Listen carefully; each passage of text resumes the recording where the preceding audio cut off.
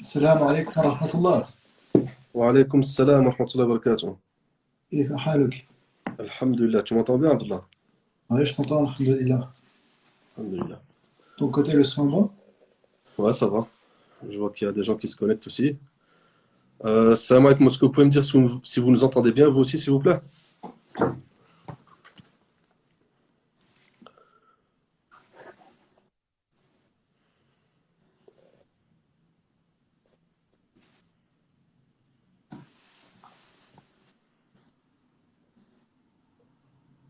Ok, ça va. Wa alaykoum salam wa rahmatullahi wa barakatuh.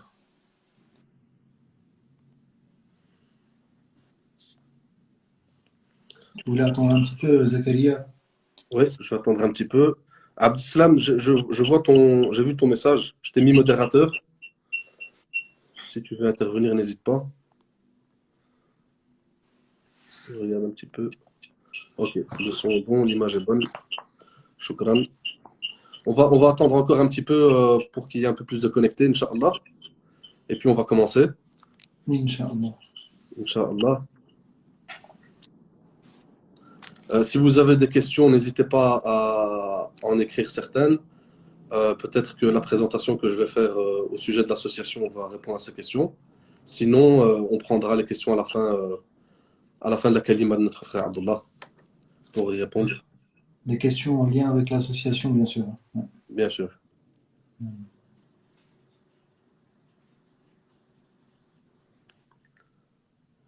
Ok. On va attendre encore 2 3 minutes, Inch'Allah, pour commencer.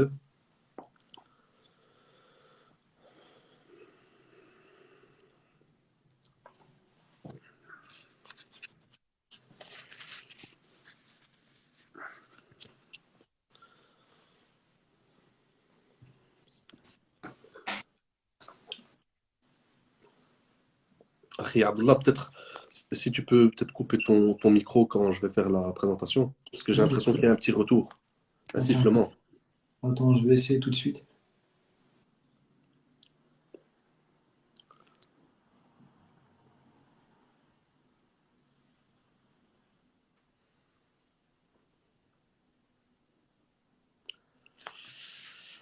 On va attendre encore 1 ou 2 minutes, Inch'Allah.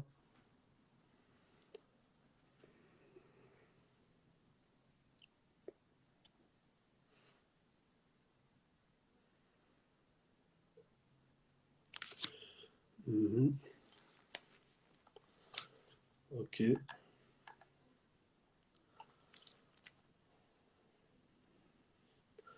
taïb. On va commencer. Euh, Bismillah, wassalatu wassalamu ala rasulillah, wa ala alihi wa sahbihi wa man walah, wa ba'd. Assalamu alaikum wa rahmatullahi wa barakatuh. Chers auditeurs, je vais vous appeler comme ça. Merci à tous d'être présents aujourd'hui pour le premier live de notre association. Donc je me présente, je m'appelle Zakaria. Je vous parle ce soir en qualité de vice-président de l'association Janaiz. Et je vais vous présenter notre association en guise d'introduction à ce live. Puis, Inch'Allah, il y aura la kalima de notre frère Abdullah Abu Khuzaima qui va suivre dans un instant. Ce ne sera pas long, ne vous inquiétez pas. Euh, Janaiz existe depuis peu, depuis décembre 2021 officiellement, mais a été pensé bien avant. Euh, L'idée de la création de notre association est née d'un triste constat. Et le constat, c'est que de nombreux musulmans ne reçoivent pas de rites funéraires dignes et en adéquation avec les valeurs islamiques, malheureusement. Il faut savoir que des musulmans en Belgique sont parfois incinérés, parfois enterrés sans lavage mortuaire, parfois même déterrés. Waliyadhan billah. Et c'est pour empêcher tout cela que notre association a vu le jour. C'est donc dans notre intérêt à tous. Euh, Donc, je vais tenter de vous présenter brièvement les missions et les services que propose notre association pour répondre à ce triste constat. Alors, d'abord, Janaïs, c'est quoi? C'est une ASBL, donc une association sans but lucratif.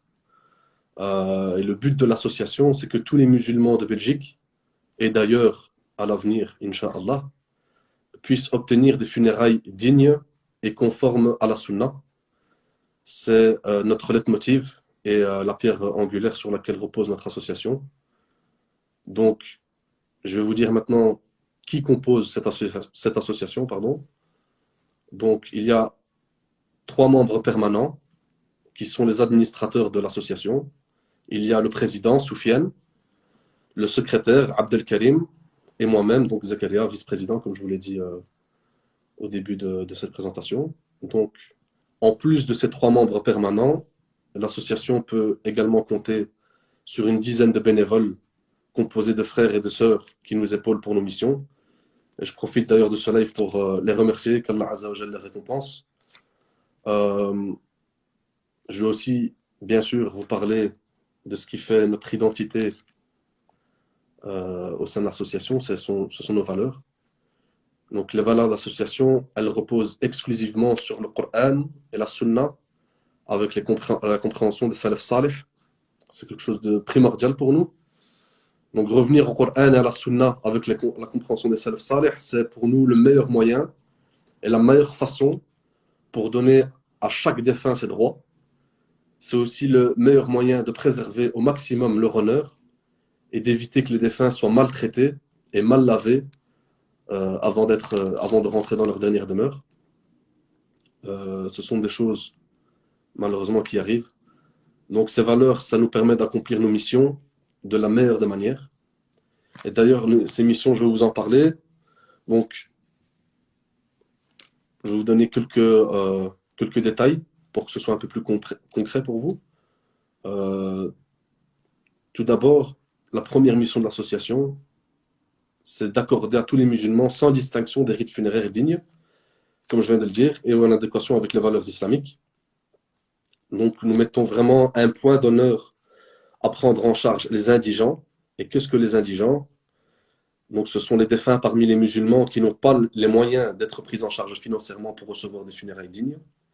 Et ils sont malheureusement plus nombreux que ce que l'on croit. Il y a par exemple les musulmans parmi les sans domicile fixe. Il y a aussi certains de nos frères reconvertis à l'islam qui se retrouvent parfois isolés de leur famille. Et il y a aussi les gens seuls, tout simplement, sans famille, parmi les musulmans. Donc, tout cela, quand ils décèdent, ils ne reçoivent pas toujours quelqu'un, ils ne trouvent pas toujours quelqu'un pour s'occuper d'eux et de leur rite funéraire, dans le respect des préceptes de notre belle religion, donc l'islam. Rajouter à cela ceux qui n'ont tout simplement pas les moyens. Donc, il y a des gens qui ont des familles, qui ne sont pas isolés, mais qui, leurs familles n'ont pas les moyens. Il y a aussi des familles, malheureusement, qui ont les moyens et qui ne veulent pas participer pour les funérailles de leurs défunts. Ça arrive, ça nous est déjà même arrivé à nous, de rencontrer donc des familles comme ça. Et donc, les funérailles ont un coût, il faut pouvoir l'assumer. Et notre association est là pour ça. Et donc, c'est quoi la prise en charge des indigents? Concrètement, ben, par exemple, c'est la toilette mortuaire. C'est ce qu'on fait avec Janaïs, avec un maximum de précision, de douceur envers le défunt, dans le respect du corps et de l'honneur du défunt.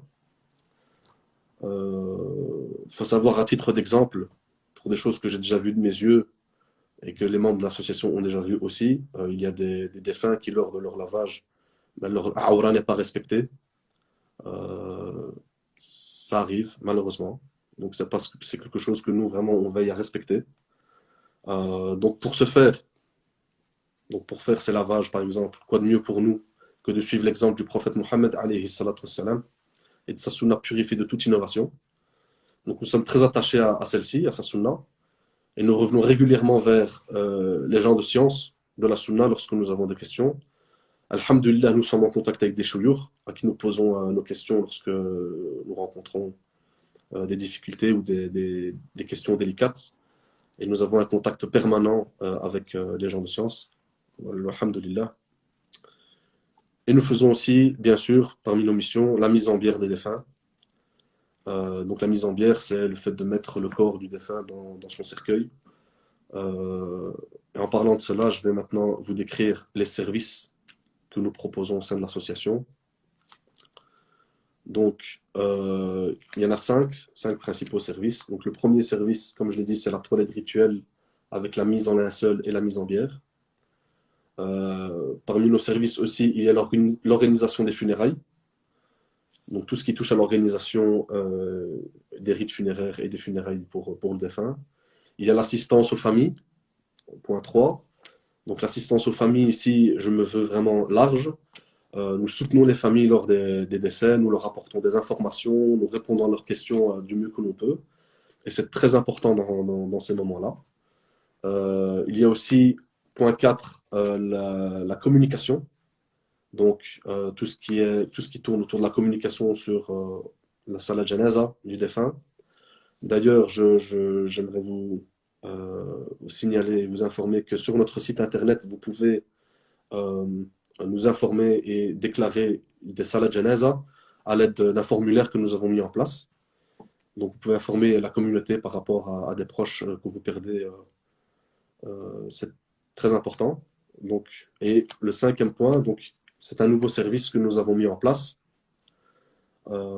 C'est l'aumône en faveur des défunts. Donc, nous permettons à la famille du défunt de proposer une umrah et des projets humanitaires au nom du défunt. Donc, pour alourdir la balance en hasanat du défunt. Et donc, ça, c'est aussi un service que nous proposons. Donc, vous imaginez bien que tout cela a un coût, il faut pouvoir financer. Donc, pour ce genre de mission, on utilise du matériel qui est 100% financé par notre association, grâce à Allah Azza wa Jal, puis grâce à vos dons. Quand je parle de matériel, je veux désigner par exemple le linceul, le cidre. Il faut savoir que nous utilisons dans notre association du cidre naturel, le musc que nous râpons dans le linceul, afin de donner une bonne odeur au linceul, les parfums, les ciseaux aussi, tous les outils que nous utilisons pour apporter des soins au corps du défunt. Dans le cas d'un lavage d'un indigent, nous finançons et nous prenons en charge tous les coûts liés à sa toilette mortuaire, même le matériel, donc il n'y a rien à payer pour lui.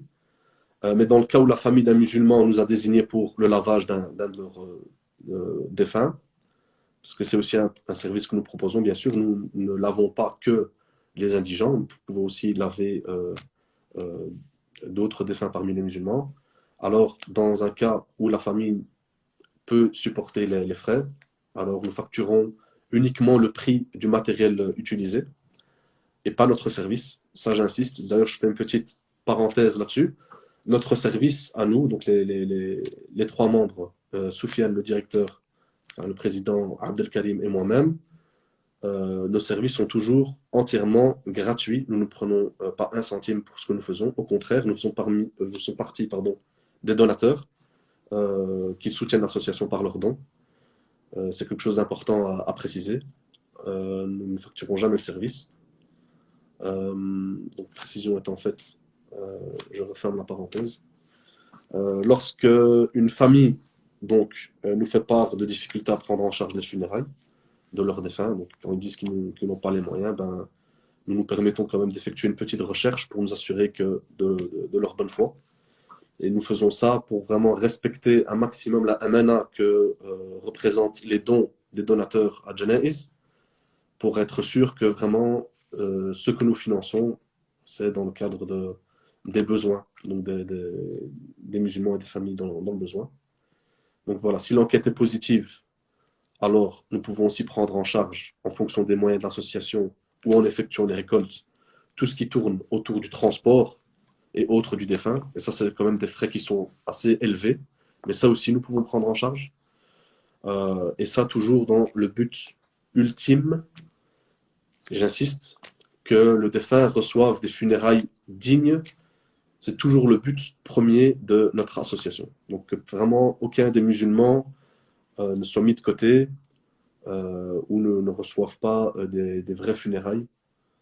Donc, je vais vous donner des exemples de ce qu'a réalisé notre association ces derniers temps. Donc, récemment, nous avons réalisé plusieurs projets, alhamdulillah, dont la prise en charge de deux de nos frères afghans qui n'avaient pas de famille ici en Belgique. Nous avons pu, grâce à Allah, puis grâce aux donateurs, leur offrir des funérailles dignes, des lavages selon la sunna, et même des rapatriements dans leur pays d'origine où ils ont pu être enterrés. Walillahi alhamd. Un autre projet de Janaiz auquel certains auditeurs du live de ce soir ont peut-être même participé, puisqu'on nous a fait une récolte pour cela, c'est que nous avons payé des concessions dans des cimetières. Donc, des concessions, c'est le lieu où les gens sont enterrés, donc au sein du cimetière. En Belgique, il faut payer cela. Et si vous ne payez pas, ben, si vous êtes déjà enterré, on vous déterre. Donc, c'est dramatique. Donc, pour éviter cela, alhamdoulilah, nous avons fait une récolte. Ça fait partie de nos projets. Et nous avons pu payer ces concessions qui, si on n'avait pas payé ces concessions, les musulmans qui étaient enterrés allaient être déterrés. Donc, alhamdoulilah, ça a pu être évité et l'honneur de ces musulmans et leur dignité a pu être préservé. Et on remercie Allah Azza wa Jal pour cela. Donc, maintenant, je vais vous parler brièvement des projets futurs et puis je laisse la parole à notre frère Abdullah. Je rappelle, Abdullah, que tu as coupé ton micro, donc si tu essaies d'intervenir, il faudra le réactiver. Donc, parmi nos projets futurs, il y a le fait qu'on va essayer d'étendre nos services à l'entièreté du territoire belge, même si nous sommes déjà intervenus à Liège, à Namur, à Mons. Pour l'instant, c'est plus délicat parce que tous les membres sont de Bruxelles. Nous avons, alhamdoulilah, quelques bénévoles qui se sont rajoutés récemment, qui sont dans d'autres villes, mais ce n'est pas assez et ils ne sont pas formés pour pouvoir intervenir de même dans les autres villes de Belgique. Donc, Inch'Allah, nous allons développer cela pour que vraiment tous les musulmans de Belgique soient pris en charge avec certitude. Donc, d'ailleurs, si vous êtes intéressé pour faire partie de l'équipe bénévole, ben, je vous invite à visiter notre site internet. Donc, il y a un onglet pour rejoindre l'équipe des bénévoles. Vous remplissez un formulaire et Inch'Allah, vous serez contacté pour pouvoir nous aider en tant que bénévole. Dans nos projets futurs aussi, Inch'Allah, il y a l'initiation à la toilette mortuaire. Donc, nous allons organiser des formations, des conférences sur comment faire la toilette mortuaire. C'est quelque chose qui est beaucoup revenu ces dernières semaines et que les gens nous demandent beaucoup. Donc, qu'on puisse montrer et expliquer c'est quoi la toilette mortuaire selon la sunna. C'est important, car il y a des lavages mortuaires qui se font ici à Bruxelles qui ne sont malheureusement pas sur la sunna à 100%. Donc, il y a des innovations qui sont faites pendant ces lavages. C'est quelque chose qu'on aimerait éviter, même pour nous-mêmes, je veux dire. Et donc, je terminerai cette présentation en disant que j'enjoins les auditeurs à consulter notre site internet. Donc, vous allez trouver sur notre site des documents très intéressants, comme un document PDF qui est entièrement gratuit et qui reprend tout ce qu'il faut savoir et tout ce qu'il faut faire lors de la mort d'un proche. Donc, qui contacter, que faire, quel document avoir sous la main. C'est aussi quelque chose qui revient souvent. Donc, les gens, quand ils perdent un proche, ils ne savent pas toujours comment réagir. Et donc, alhamdoulilah, on a un document sur notre site que vous pouvez télécharger et qui vous explique avec vraiment de manière très simple quel réflexe avoir lors d'un décès d'un proche.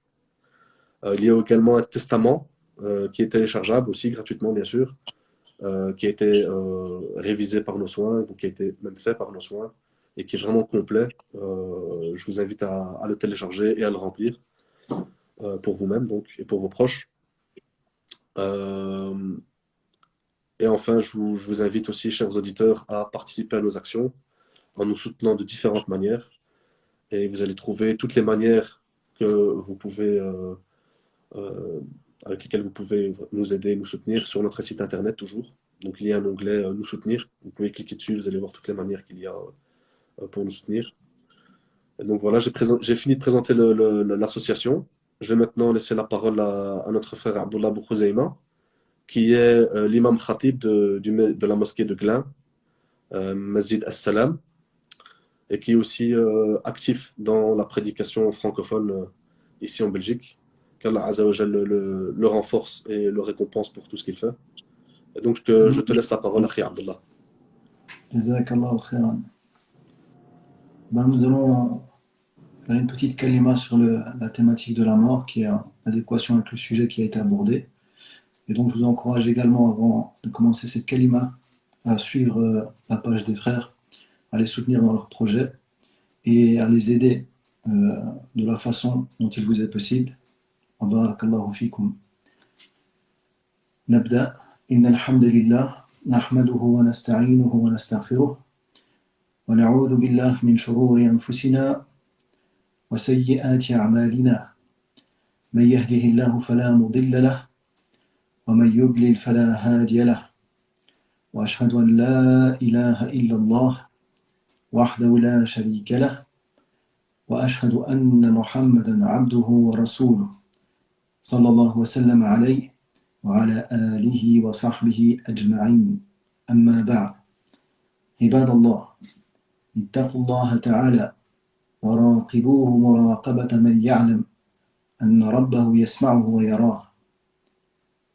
Cela dit, serviteurs d'Allah, craignez Allah le Très-Haut et gardez à l'esprit qu'il vous surveille, comme le fait celui qui sait que son Seigneur l'entend et le voit. عباد الله، حدث عظيم وخطب جسيم جاء في كتاب الله عز وجل وورد في القرآن ذكره مرارا وتكرارا، وكثير من الناس عن هذا الحدث في غفلة وعن الاستعداد له في فتور وتوان. ذلكم عباد الله هو الموت، وما أدراك ما الموت وما يكون بعده. عباد الله، والموت حدث عظيم يفضي بالعبد إلى أول منازل الآخرة، ومن مات قامت قيامته وبدأ في حقه الحساب والنعيم أو العذاب.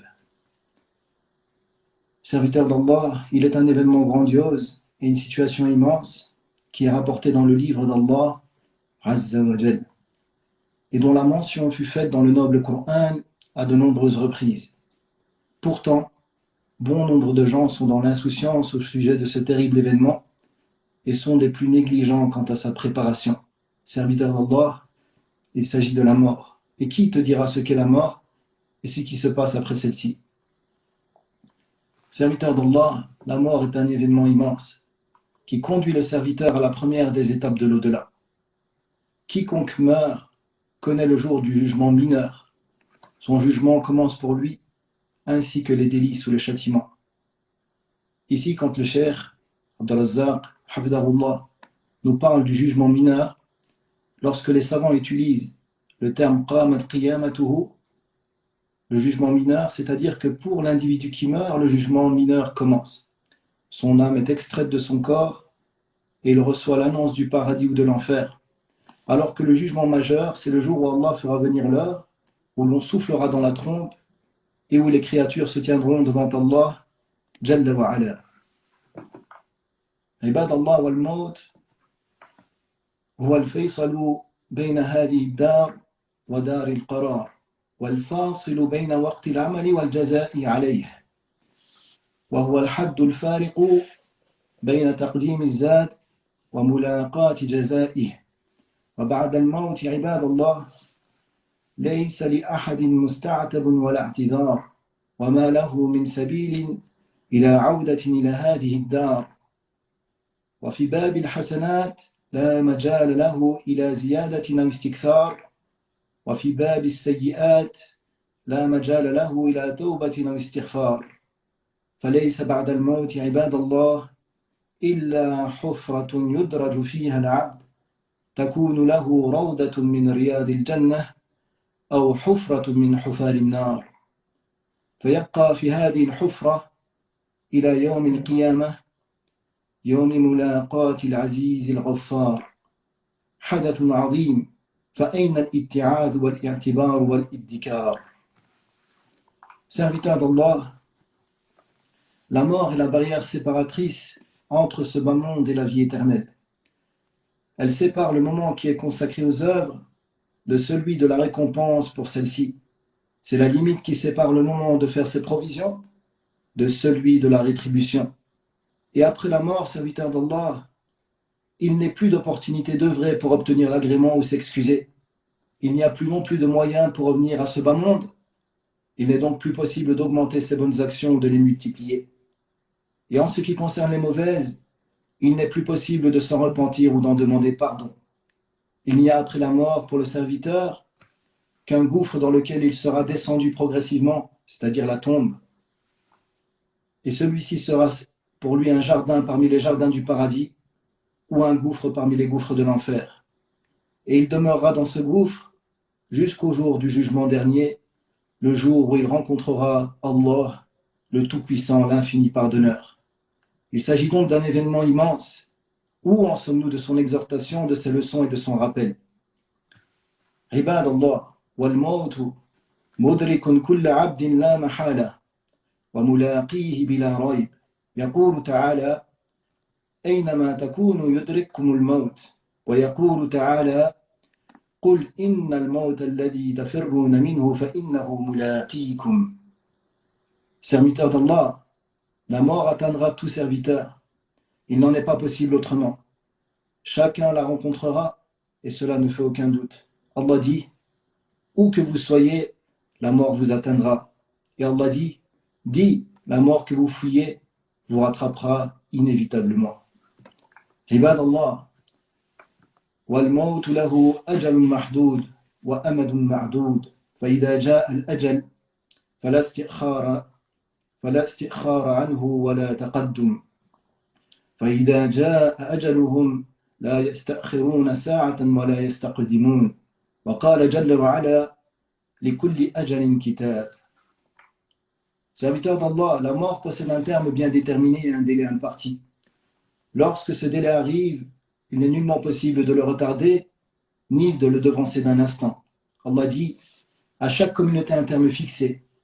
Et lorsque leur terme échoit, ils ne peuvent ni le retarder ni l'avancer, fût-ce d'un instant. Et Allah dit, dans Surat Ar-Ra'd, chaque échéance a son terme prescrit. Ibad Allah, Wallahu Jalla wa Ala, wakala bil mawti malakun wahid. وكل إليه قبض الأرواح قل يتوفاكم ملك الموت الذي وكل بكم ولهذا الملك أعوان من الملائكة الذين تتوفاهم الملائكة ظالمي أنفسهم وقال جل وعلا توفته رسلنا. Serviteur d'Allah, Allah a attribué la tâche de la mort à un seul ange qui est chargé de saisir les âmes. Allah dit, réponds-leur, l'ange de la mort chargé de vous recueillera votre âme, puis c'est vers votre Seigneur seul que vous serez ramenés. Et l'ange de la mort est assisté par d'autres anges, comme Allah le dit, ceux dont les anges prennent l'âme alors qu'ils se font du tort à eux-mêmes.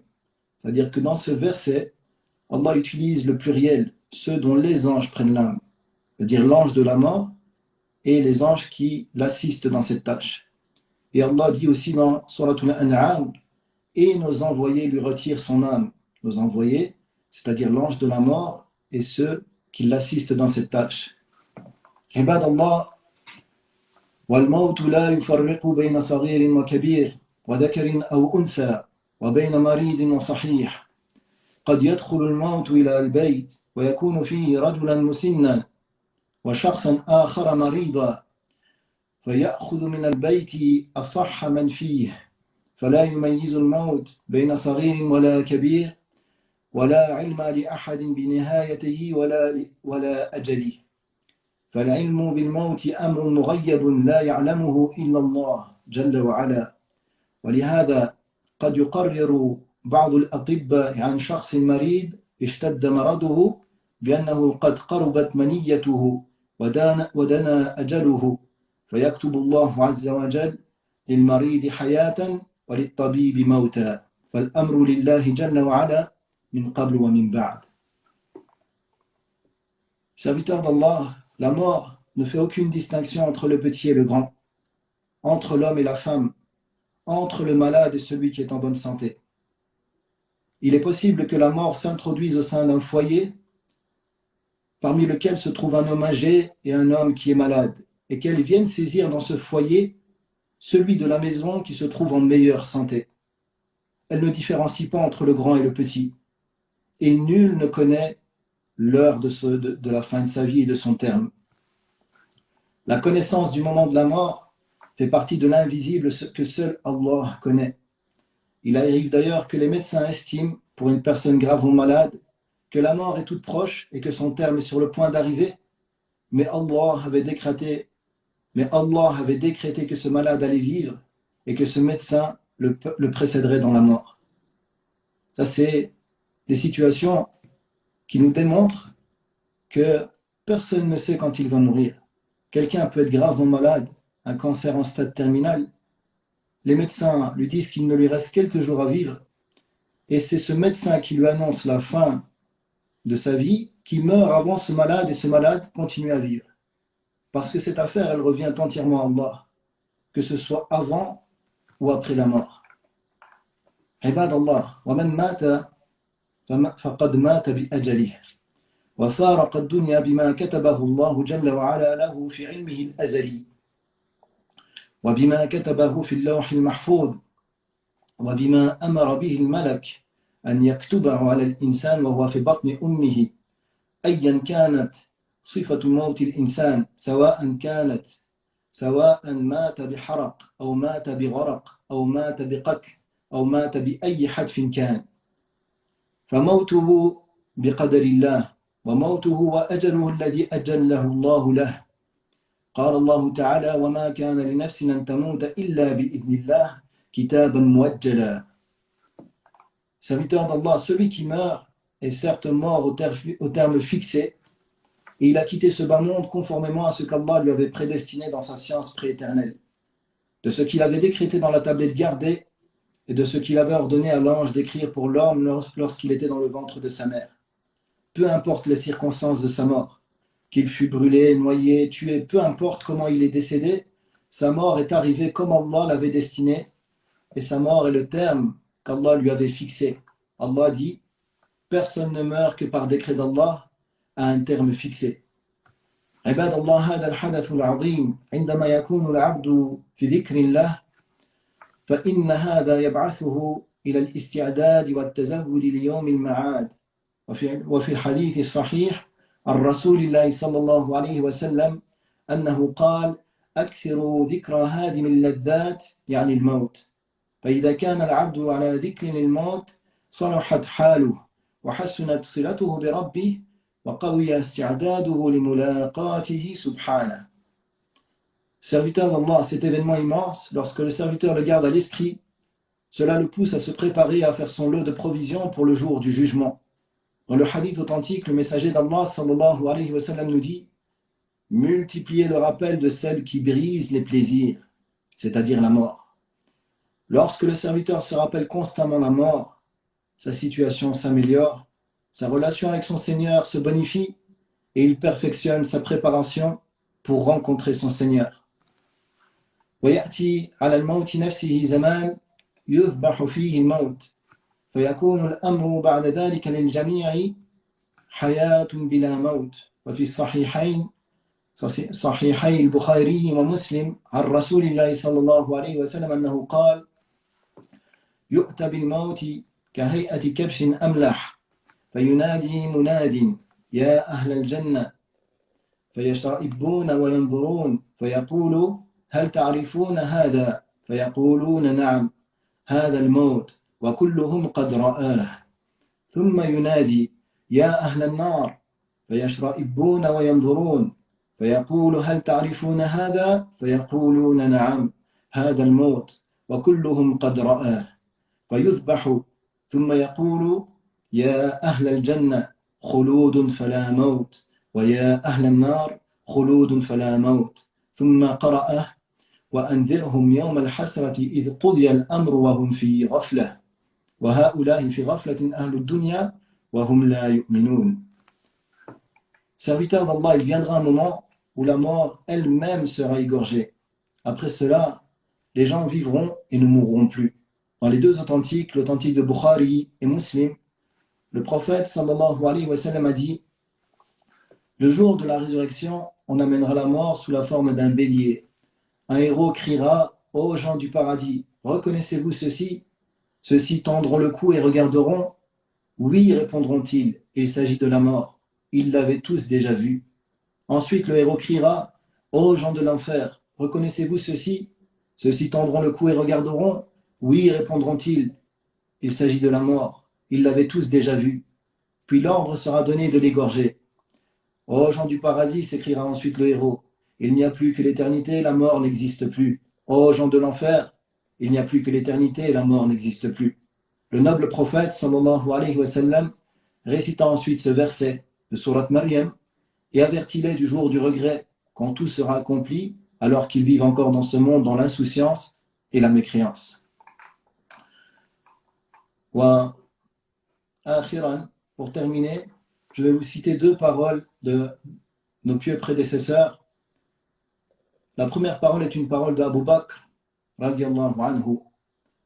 خطب أبو بكر رضي الله عنه فقال أما بعد أوصيكم بتقوى الله وأن تثنوا عليه بما هو له أهل وتخلطوا الرهبة بالرهبة وتجمعوا الإلحاح بالمسألة فإن الله أثنى على زكريا وأهلي فقال إنهم كانوا يسارعون في الخيرات ويدعوننا رهبا ورهبا وكانوا لنا خاشعين ثم اعلموا عباد الله أن الله قد ارتهن بحقه أنفسكم وأخذ على ذلك مواثيقكم فاشترى منكم القليل الفاني بالكثير الباقي وهذا كتاب الله فيكم لا تفنى عجائبه ولا يطفأ نوره فصدقوا قوله وانتصحوا كتابه واستضيئوا منه ليوم الظلمة وإنما خلقكم لعبادته ووكل بكم الكرام الكاتبين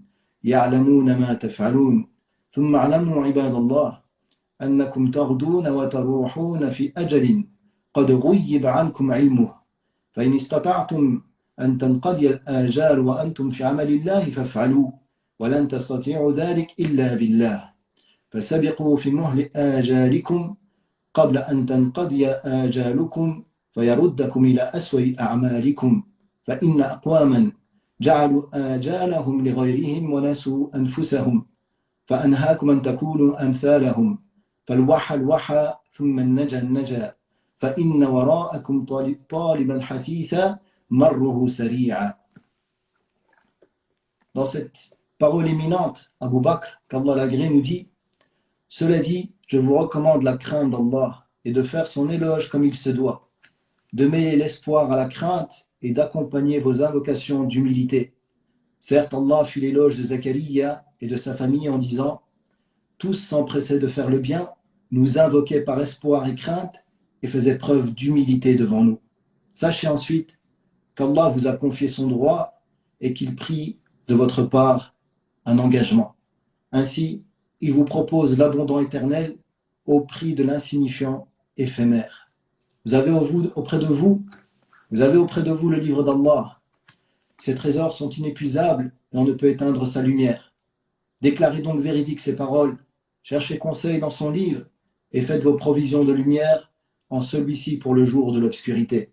Il ne vous a créé que pour l'adorer et pour vous surveiller, il a chargé parmi les anges les nobles scribes qui savent parfaitement ce que vous faites. Sachez ensuite, serviteurs d'Allah, que vous cheminez matin et soir vers un terme dont le moment vous a été caché. Si vous êtes capable d'œuvrer pour Allah jusqu'à atteindre votre terme, alors faites-le. Mais vous ne pourrez le faire que si Allah vous l'accorde. Concurrencez-vous tout au long de votre vie avant que celle-ci n'arrive à son terme et que vous ne soyez renvoyés aux plus mauvaises de vos œuvres. Certains ont consacré leur vie à s'occuper des autres tout en s'oubliant eux-mêmes. Je vous interdis d'être comme cela. Empressez-vous, car à votre trousse se trouve un chasseur vigoureux qui fauche à toute vitesse. Ici, Abu Bakr, quand il nous parle d'un chasseur vigoureux qui fauche à toute vitesse, il nous parle de al-maut, de la mort. وخطب علي بن أبي طالب رضي الله عنه الناس بالكوفة فقال: يا أيها الناس إن أخوف ما أخاف عليكم طول الأمل واتباع الهوى فأما طول الأمل فينسي الآخرة وأما اتباع الهوى فيضل عن الحق ألا إن الدنيا قد ولت مدبرة والآخرة مقبلة ولكل واحدة منهما بنون فكونوا من أبناء الآخرة ولا تكونوا من أبناء الدنيا فإن اليوم عمل ولا حساب وغدا حساب ولا عمل. Ali ibn Abi Talib, qu'Allah l'agrée, a dit: ô vous les hommes, ce que je crains le plus pour vous est l'espoir de mener une longue vie et le suivi des passions. Quant à l'espoir de mener une longue vie, cela fait oublier la mort.